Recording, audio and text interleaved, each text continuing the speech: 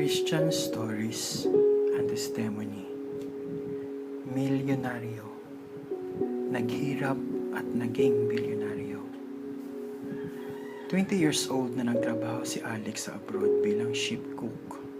Sa edad na 50 years old ay nagdesisyon na niyang mag-for good taong 1997 sa Pinas at nakapagtayo ng 2 negosyo at para makasama na rin ang pamilya. 45 years old siya nang makilala niya ang Diyos sa buhay niya.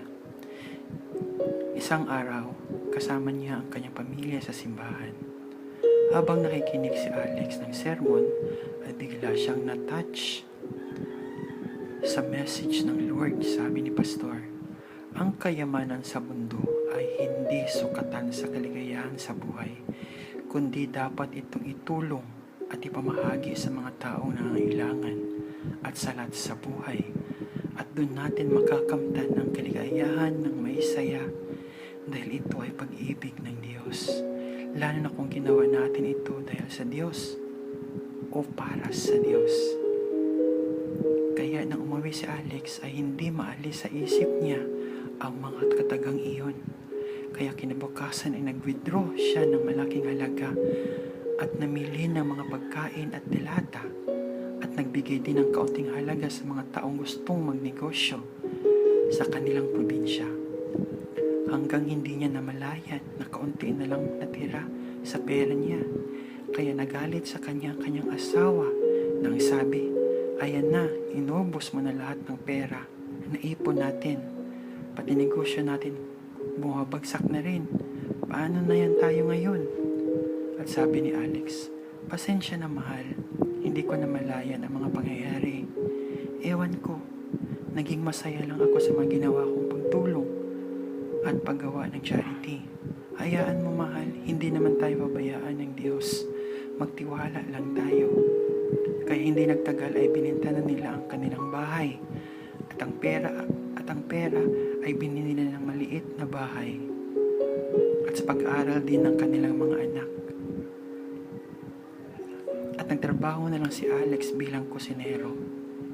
Nahirapan sila sa panahong iyon dahil nag-aaral pa ang anak nila. Pero hindi ito pinagsisihan ni Alex dahil alam niya na ginawa niya ito ay dahil sa Diyos at para sa Diyos. At naniniwala siya na sa ginawa niyang iyon, hindi siya pababayaan ng Diyos. At hindi naman dumating sa punto na wala na silang makain.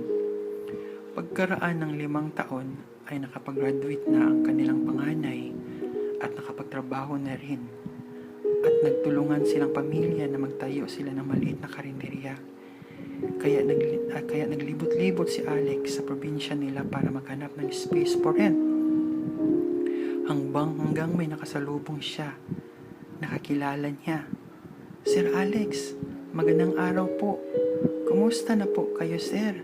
Nabalitaan ko po na ibininta niyo daw ang bahay niyo dahil sa pagtulong sa amin noon sa ibinigay niyong kaunting pangnegosyo para sa amin po. Kaya sir, hinahanap ko po kayo, sir. Kung saan. Dito ko lang pala kayo makikita, sir. Gusto ko pong magpasalamat sa inyo ng malaki, sir, sa kabutihan niyo sa amin. Sa ngayon po, mayroon na po ako mga apartment at bigasan at mga paupahan malapit sa palengke. Dahil lumago po yung binigay niyo pang negosyo sa akin, sir. At na-handle ko po ito na maayos. Ano po ginagawa niyo dito, sir? Natutuwa ako sa mga pangyayari sa inyo at napalago niyo ang negosyo niyo sa kaunting halaga. Alam mo, naglibot-libot kasi ako para maghanap ng maupahan. Magtayo kami ng maliit ng karinderya pamilya ko. At sinabi na kakilala niya, ay sir, marami pa akong paupahan. Hali po kayo, sir. Ibibigay ko po sa inyo ang malaking pwesto. Huwag na po kayo magbayad, sir. Magtinda po kayo doon, sir, hanggang kailan niyo po gusto. At huwag na po kayong bibili ng mga gamit pang karinderya, sir. Bibilan ko po kayo lahat. Dahil kung tutuusin, hindi po ako naging ganito kung hindi po dahil sa kabutihan ng puso niyo at sa tulong ng Diyos. Hindi ko po makalimutan na sinabi niyo sa akin sa pagbigay ng pera noon, sir, na hindi niyo ito ginawa dahil mayaman kayo, kundi ginawa niyo yun dahil sa Diyos. Kaya naging Kristiyano na po ako ngayon, sir. Salamat po sa lahat, sir, at sa Diyos. Kaya biglang tumulong ang luha ni Alex at napasalamat sa Diyos. Pagkaraan ng 5 taon ay nakapagtayo si Alex ng 10 business ng branches ng kanyang ginawang food chain. After 15 years ng kanilang business ay umabot na ito ng 85 branches nationwide. At nakapagtayo din sila ng 2 hotel at 2 resort at 3 department store sa kanilang probinsya. Nakatulong ang kanilang pamilya. Sa edad na 71 years old ni Alex ay naging busy pa rin siya sa mga itinayo niyang foundation at charity sa lugar nila, katuwang ang kanilang pamilya. Amen. Sa pagtulong sa kapwa ay walang sukatan sa kung saan ang kaya nating tumulong o sa kung anong mayroon tayo sa kaunting halaga man o sa malaking halaga man. Dahil ang magpasaya sa kapwa sa kaunting halaga man o malaki man, at lalo na kung ito'y galing sa puso at ginawa ito dahil sa Diyos at para sa Diyos, ito ay babalik din sa atin.